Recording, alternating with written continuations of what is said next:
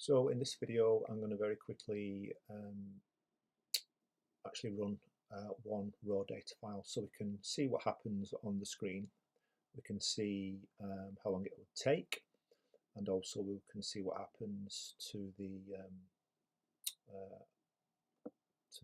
the directories and the folders that are created in the process. So we've run through each part. So what we're going to do to get things going, is going to run part one. So it'll just do this first bit here, and it will generate the summary metrics here. Okay, it won't produce any output because we've not really specified what we want in terms of our physical activity or sleep parameters. Okay, so got our one file. To get GGIR running, we click on the source button here. So we want to make sure that we've got everything set up the way that we want it for our particular study or research questions. We can keep saving the script as we need to, depending on our requirements.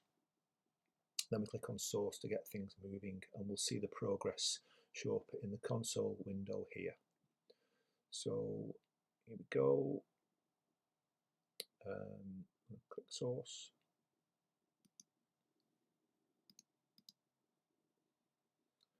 Right, so it's starting to do its thing. Okay, if I just go back to Finder here, automatically, note the timestamp, it's generated a folder called output, and it gives the end of this folder name the same name as the location of where our raw data file is stored, which is called test. So it's got output test. Then in output test, just move that over a little bit, it generates results folder. Nothing in that right now because we need parts 2 or 4 or 5 really to get anything meaningful there. But what we're looking for here is to generate a milestone file, which will allow the subsequent analysis to take place, and this will be housed in this basic folder here. So whilst I've been doing that, I've also got a little stop clock going so we can just see how long this process takes to do one file. So this is a 7-day accelerometer file from an actigraph worn on the wrist with a primary school child, and the frequency of data collection was 100 Hertz. So it shouldn't take, there we go, so it took about 1.5 minutes. That's telling me that it's finished the processing.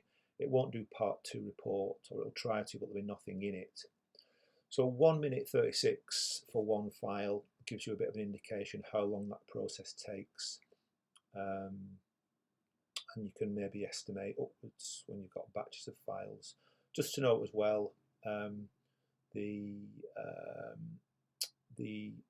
RAM of your computer is going to have a role here, as is the processor that you've got on your computer. I think there's 16 gigabytes of RAM on this particular computer I'm using today. So it might be a little bit faster, a little bit slower, depending on what your requirements of your machine are. We'll come back to Finder. As you can see now, this basic folder has been populated with a file called meta underscore, and then it's an R data file. So this is the milestone file. Then when we do subsequent analysis, that will be based upon the information contained in this milestone file, which relates to what we've specified in the general parameters and GGIR part 1. Okay, so I think we'll leave it there, and then we'll look at some of the output that we can get from GGIR.